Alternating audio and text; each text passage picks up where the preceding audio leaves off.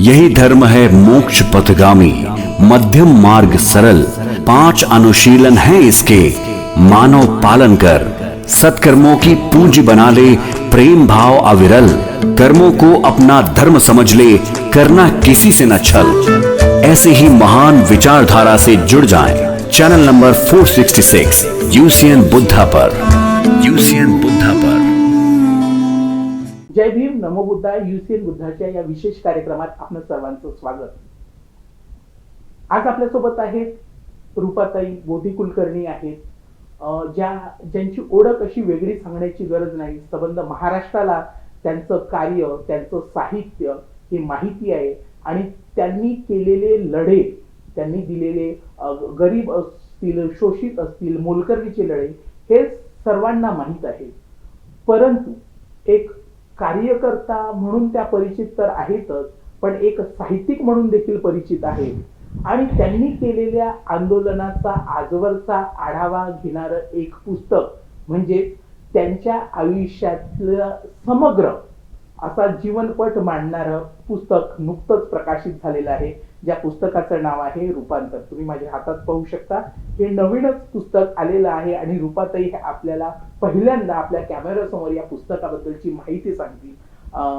ताई, तुमचं खूप खूप अभिनंदन आणि स्वागत आमच्या कार्यक्रमामध्ये। धन्यवाद मॅडम, तुम्ही अनेक लढे लढलेले आहात। संबंध महाराष्ट्राला आणि महाराष्ट्राच्या बाहेरच्या लोकांनाही त्या लढ्यांची माहिती आहे। रूपांतर हे पुस्तक तुम्हाला का बरं आणावं असं वाटलं? म्हणजे मी तर सांगितलं माझ्या प्रेक्षकांना की या लढ्यांची माहिती देणारं एखादी डॉक्युमेंट आहे, हे एक महत्वाचं दस्तावेज आहे, पण तुम्हाला काय वाटलं की हे पुस्तक वाचकांसाठी आम्ही आणावं म्हणून? याच्या मागची पार्श्वभूमी म्हणजे माझ्या लेखिकेपुरती म्हणते मी, ती अशी होती की आजवर ज्या अनेक चळवळी केल्या, आंदोलनं केली, ज्याला आपल्याला असं म्हणता येईल की वेगवेगळ्या थरांवर वंचितांसाठी न्याय मिळावा म्हणून प्रयत्न केले, त्या सगळ्यांमध्ये माझी 42 वर्ष जी गेली, त्या 42 वर्षांमध्ये माझ्यातच जे बदल घडले, म्हणजे सुरुवातीला एक सर्वसामान्य मध्यमवर्गीय घरातली एक प्राध्यापिका असलेली मुलगी, एवढंच माझी ओळख होती। जास्तीत जास्त काय की गाणं म्हणते, शास्त्रीय संगीत गाते वगैरे, भाषणं देते, इतपत होता वावर माझा समाजात। पण नाही तर एका कोशातच आपण जगत असतो अशा वेळी।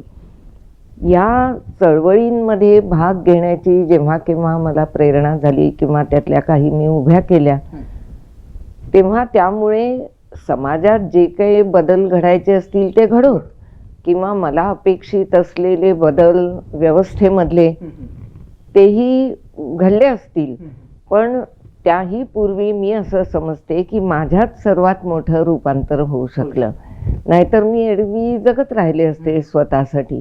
पण ह्या चळवळींच्या आता 42 वर्षानंतर मी विचार करू लागते, तेव्हा मला माझ्यात झालेलं रूपांतर जे दिसतं, त्याच्यावर हे पुस्तक आधारित आहे आणि अर्थात त्याला चळवळींचीच पार्श्वभूमी आहे आणि म्हणून एका परीने चळवळीचे आभार मानायला मी हे पुस्तक लिहिलं आहे। मॅडम, तुम्ही म्हणालात की मी एक सर्वसामान्य मुलगी होते, मला गाण्याचा छंद होता, पण एकंदरीत मॅडम चळवळीत येण्यासाठी अशी कोणती कारणीभूत ठरली की तुम्ही चळवळीत आकर्षित झाला, किंवा काय कुठली प्रेरणा तुमच्या मागे उभी होती की तुम्ही चळवळीत खेचल्या गेल्या? काय सांगाल मॅडम याबद्दल? असं एक असतं की संवेदनशील मन ज्याचं असतं, ती व्यक्ती स्वतःपुरता विचार जास्त काळ करू नाही शकत। बरोबर।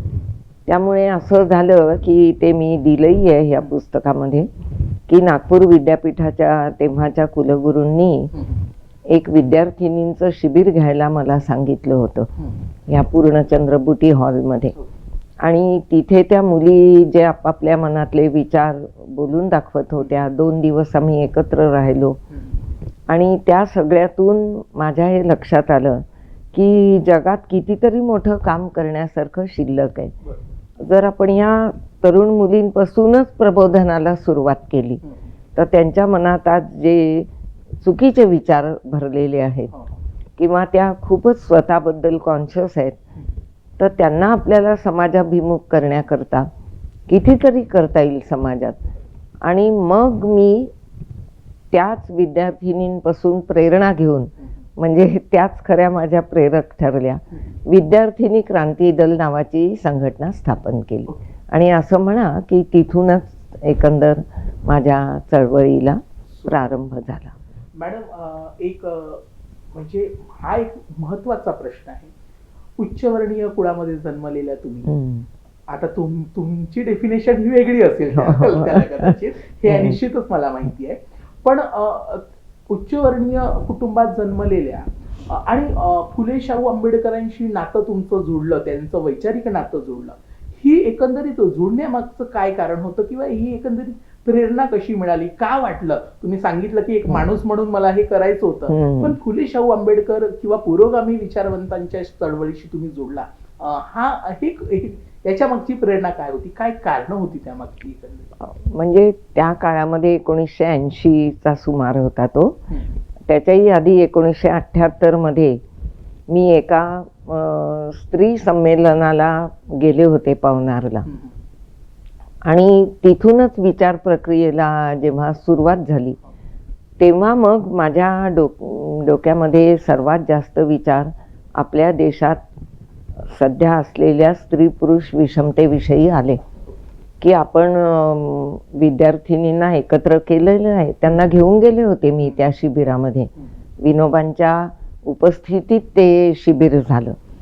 तर मी मग विचार करू लागले की या माझ्याबरोबर 80 जवळपास मुली आलेल्या आहेत, तर यांना इथून परत जाताना जे काही मिळेल शिदोरी ती मिळेल, पण ती आपण घट्ट पकडून पुढे त्यांना आपण आणखी विचारांनी विकसित करता आपल्याला स्वतःलाही खूप चिंतन करावं लागेल की ह्यांना नेमकं कोणत्या दिशेने वळवायचं, काय प्रोग्राम आधी हाती घ्यायचा. म्हणून सुरुवातीला त्यांना एकत्रित घट्ट बांधून ठेवण्याकरता आम्ही काही पूरपीडितांना मदत करणं किंवा या तऱ्हेचे ज्या झोपडपट्टीतल्या अशिक्षित मुली असतात, धुणे भांड्याची कामं करायला जायला, त्यांचे सायंकालीन वर्ग सुरू केले. अशा तऱ्हेचं थोडं स्टिरियोटाईप ज्याला आपण म्हणतो असं काम आम्ही सुरू केलं. पण मग त्याच्यातून विद्यार्थिनी क्रांती दलातल्या मुलींची जेव्हा उत्सुकता वाढू लागली, तेव्हा मग त्यांचा प्रश्न कोणता हा मी त्यांनाच विचारलं. त्यांना मी आचार्य दादा धर्माधिकारींचं स्त्री स्वायत्ततेवरचं व्याख्यानही ऐकवलं होतं. पुस्तकही त्यांना वाचायला दिली होती. तर स्त्री पुरुष सहजीवन नावाचं दादांचं एक खूपच सुंदर पुस्तक आहे, ते प्रत्येकीला मी भेट दिलं होतं.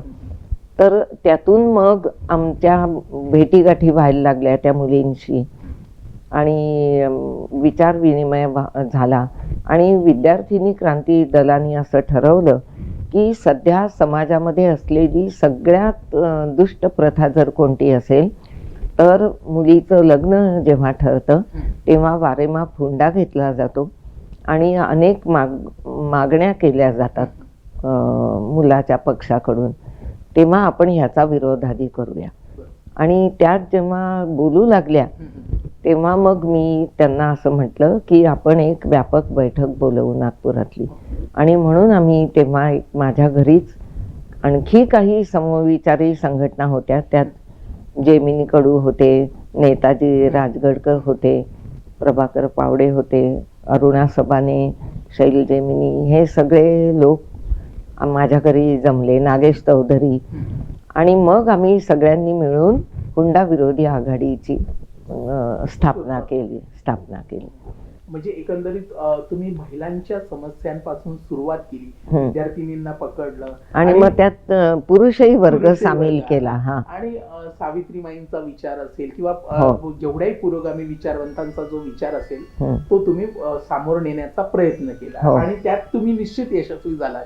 आणि ही यशस्वी गाथा जर तुम्हाला जाणून घ्यायचं असेल रुपाताईंचं जर त्यांच्या चळवळीतलं एकंदरीत आयुष्य जर जाणून घ्यायचं असेल तर मी आमच्या प्रेक्षकांना सांगेल की रुपाताईंचं एक नुकतंच पुस्तक प्रकाशित झालेलं आहे ज्याचं नाव आहे रूपांतर. हे तुम्ही निश्चितच वाचलं पाहिजे. आज याच विषयावर याच पुस्तकासंबंधी आपण त्यांच्या आयुष्यातल्या घडामोडींवर सोबतच या पुस्तकावर आपण चर्चा करतोय ज्याची सबंध माहिती त्यांनी या पुस्तकात दिलेली आहे. मॅडम, प्रत्येक व्यक्ती हा ज्ञान अर्जन करतो, ज्ञानार्जन करतो, आपापल्या विषयात पारंगत असतो, पण तो त्या विषयाचा आयुष्यात वापरच करेल याची शाश्वती नाही, कारण परिस्थितीनुरूप काही गोष्टी घडत असतात. मॅडम, तुम्ही संस्कृत प्राध्यापिका होते. प्राध्यापक आहात. त्या संस्कृत भाषेबद्दल अनेकांना काही तेवढं माहिती नाही, कारण ती विशिष्ट वर्णाची विशिष्ट लोकांची भाषा होती. पण संस्कृत भाषा तुम्ही शिकलात, तुम्ही अध्यापन केलं, अध्ययन केलं, त्या माध्यमातून लोकांना तुम्ही जागृत केलं, म्हणजे अंधश्रद्धा, रूढी, प्रथा, परंपरा यांचा विरोध तुम्ही केला. एक महत्वाचा म्हणजे तुम्ही आंबेडकरी चळवळीशी सक्रिय जोडल्या. एक प्रकरण मला आठवतंय, रिडलचं प्रकरण, ज्याच्यामध्ये तुमची भूमिका अतिशय महत्वाची होती. तुम्ही रिडलची अनेक उदाहरणं दाखवून सिद्ध करून दाखवलं. मॅडम, काय होतं, कारण आजच्या आंबेडकरी युवकांना किंवा आजच्या पुरोगामींना किंवा कुठल्याही व्यक्तीला चळवळ जाणून घेणार हे प्रकरण जाणून घेणं आवश्यक आहे, आणि त्यात तुमची अतिशय महत्वाची भूमिका होती. हे मी काही वर्तमानपत्रात, जुन्या वर्तमानपत्रात, लोकमत सारख्या मोठ्या वर्तमानपत्रात देखील बघितलंय. मॅडम, काय प्रकार होता, तुम्ही तुमच्या ज्ञानाचा वापर तिथे चळवळी केला आणि एक संबंध महाराष्ट्र त्या वेळेस पेटून उठला, चर्चा झाली होती, काय सांगाल मॅडम याबद्दल? तो अतिशय म्हणजे काळ गाजला. 89 साल, 1989 साल, आणि त्यामध्ये रामायणातल्या, वाल्मिकी रामायणातल्या राम आणि कृष्ण, रामायणातील राम आणि महाभारतातील कृष्ण या दोघांविषयी बाबासाहेब आंबेडकरांनी जे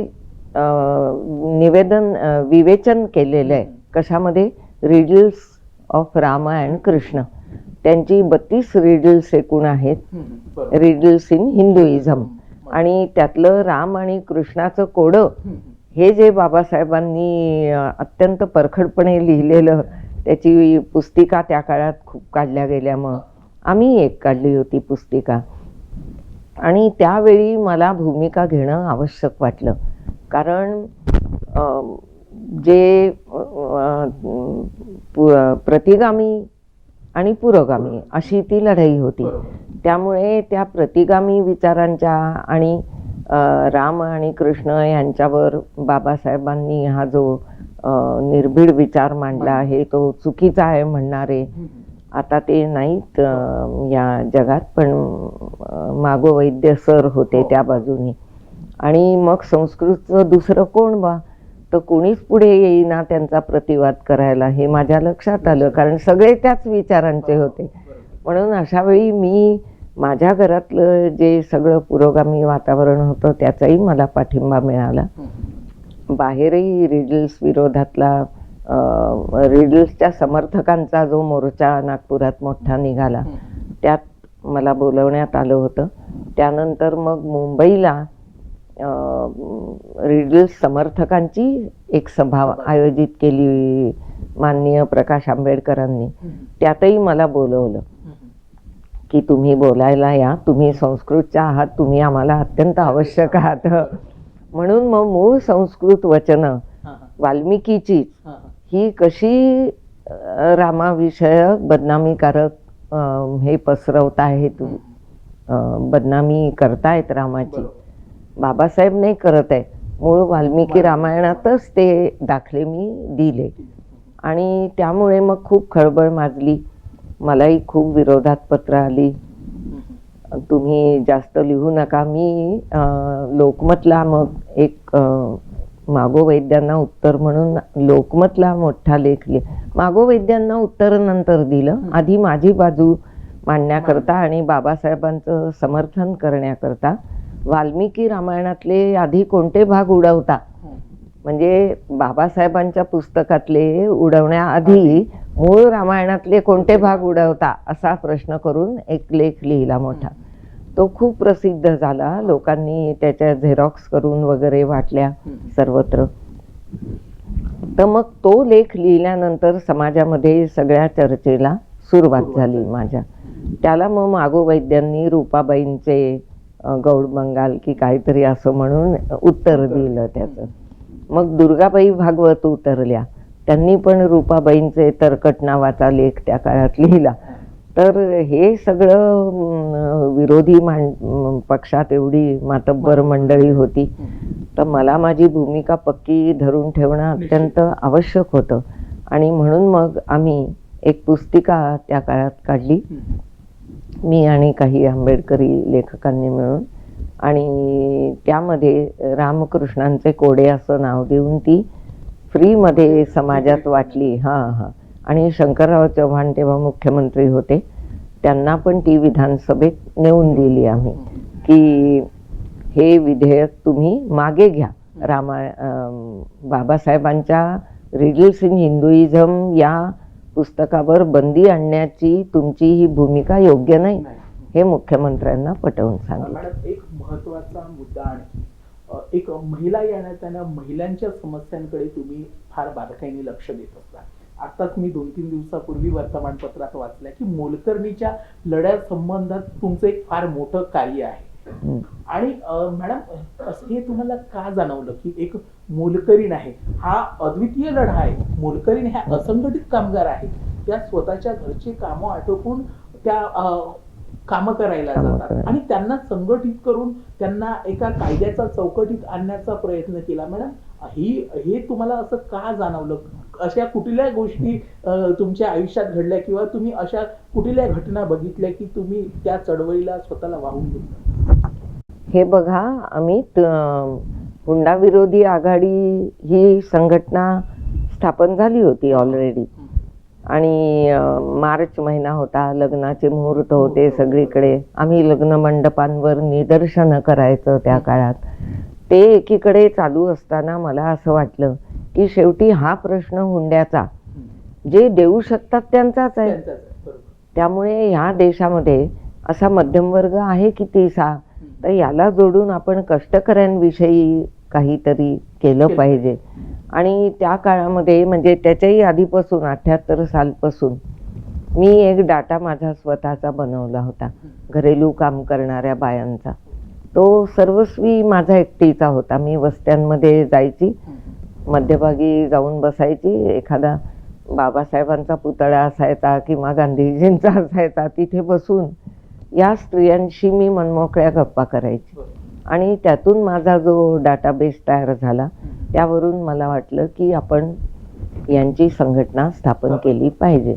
आणि म्हणून 1980च्या डिसेंबर महिन्यात अधिवेशन चालू असतानाच या टिळकनगर म्हणून वस्ती आहे, त्या मैदानावर आम्ही या बायांना, मी 300-400 बाया जमवल्या होत्या, त्यांना घेऊन कलेक्टर कचेरीवर गेले. आणि या बायकांच्या मागण्यांचं निवेदन त्या दिवशी आम्ही कलेक्टरला सादर केलं. ती मोलकरीण संघटनेची सुरुवात आहे. म्हणजे एक वंचित म्हणून माझं त्यांच्याकडे लक्ष गेलं की आजवर अत्यंत दुर्लक्षित राहिलेला हा वर्ग आहे, म्हणून मी केलं. आणि त्याचं फलित देखील त्या महिलांना मिळालंय. म्हणजे तुम्ही जो संघर्ष केलाय तो एक महत्वाचा संघर्ष होता. मॅडम, एक महत्वाची गोष्ट, आणि मला वाटतं की या पुस्तकीचा जो सार आहे, हे पुस्तक तुम्हाला वाचणं अतिशय महत्वाचं आहे. वारंवार ही गोष्ट सांगतोय. मॅडमच्या आयुष्याचा संबंध चळवळीतल्या आयुष्याचा. मॅडम, लेखन तर बरेच लोक करतात, आत्मकथा तर बरेच लोक करतात, पण चळवळीचं आपलं काहीतरी समाजाशी देणं घेणं आहे, या उद्देशातून हे लिहिलेलं पुस्तक आहे. मॅडम, एक महत्वाचा आणि अतिशय महत्वाचा प्रश्न आहे, मला वाटते हा तुमच्या पुस्तकाचा सारच असेल, रूपांतर. मॅडम, तुम्ही बौद्ध धम्म फक्त अभ्यासलं नाही, तुम्ही ते जीवन जगण्याचा प्रयत्न केलाय. तो यशस्वी देखील झालाय असं तुम्हाला जरी वाटत नसेल, पण मला मात्र निश्चित वाटते. मॅडम, तुम्ही बौद्ध धम्माकडे कसे काय आकर्षित झाला? म्हणजे एकदा माझ्या प्राध्यापकांशी माझी चर्चा होत असताना त्यांनी तुमचा एक संदर्भ सांगितला होता की अचानकच त्यांनी बौद्ध धम्म स्वीकारला. मला वाटते कॉलेजमध्ये पीपल्स डेमोक्रेटिक फ्रंट नावाची विद्यार्थ्यांची संघटना होती, आंबेडकरी विद्यार्थ्यांची.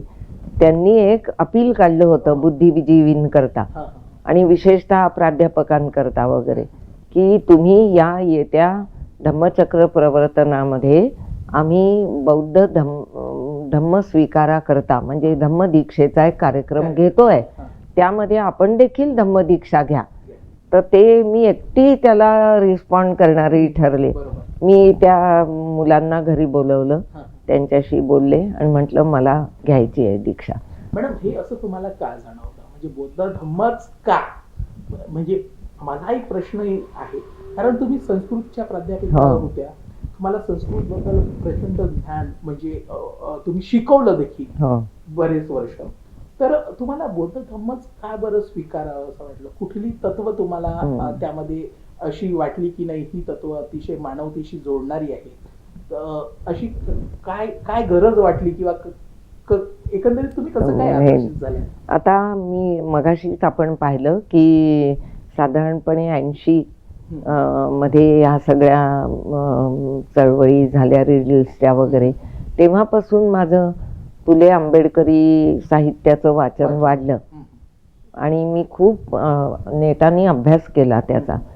आणि तेव्हा माझ्या असं लक्षात आलं की आपण विचारांनी इतके आमूलाग्र बदलून गेलो आहोत आता, आणि आपण त्याच गटात का बसलं राहायचं. म्हणून मग जेव्हा 92 साल उजाडलं तेव्हा त्या 92 सालच्या धम्मचक्र प्रवर्तनामध्ये मी असं ठरवलं की आपण या धर्माला, आता हिंदू धर्माला स्पष्ट नकार द्यायचा, पण कोणत्याही गोष्टीला नुसता नकार देऊन होत नाही, त्याची जागा तुम्हाला दुसऱ्या कुठल्या तरी सकारात्मक विचाराला द्यावी लागते. आणि म्हणून मी असा विचार केला की आपण हिंदू जीवन पद्धतीचा त्याग करून, म्हणजे मी नव्हतेच हिंदू विचारांनी, तरी पण जो काही ब्राह्मण म्हणून शिक्का असतो त्याचा त्याग करून आपण बौद्ध धम्माचा स्वीकार करायचा, जो जातीविहीन आहे आणि जो समतेवर आधारित आहे. आणि बुद्धांच्या विचारांचा, बाबासाहेबांच्या अन्य साहित्याचा माझा अभ्यास सुरूच होता. त्यामुळे त्या सगळ्याचा असा टोटल परिणाम होऊन मी बौद्ध धम्माचा आणि विचारांचा स्वीकार केला. फार अतिशय महत्वाची अशी मॅडमनी माहिती दिलेली आहे की त्या उच्च वर्णात जन्मल्या होत्या, परंतु त्यांच्या वैचारिक जडणघडण कशी होत गेली, एकंदरीत ही वैचारिक जडणघडण होत होती, सोबतच सामाजिक क्षेत्रात देखील त्या अग्रेसर होत्या, आणि त्याची परिणिती आज रूपाताई आपल्यासोबत आहेत. त्यांच्या रूपांतर या पुस्तकावर चर्चा करायला. निश्चितच हे पुस्तक तुम्ही मिळवा, ही पुस्तक वाचा आणि या पुस्तकातून काही प्रेरणा घेता येईल का याकडे देखील विशेष लक्ष द्या. तुम्ही पाहत राहा युसीएन बुद्धा वाहिनीतर्फे मॅडम आपला खूप खूप शुभेच्छा आणि खूप शुभेच्छा. थँक्यू. थँक्यू. जय भीम. जय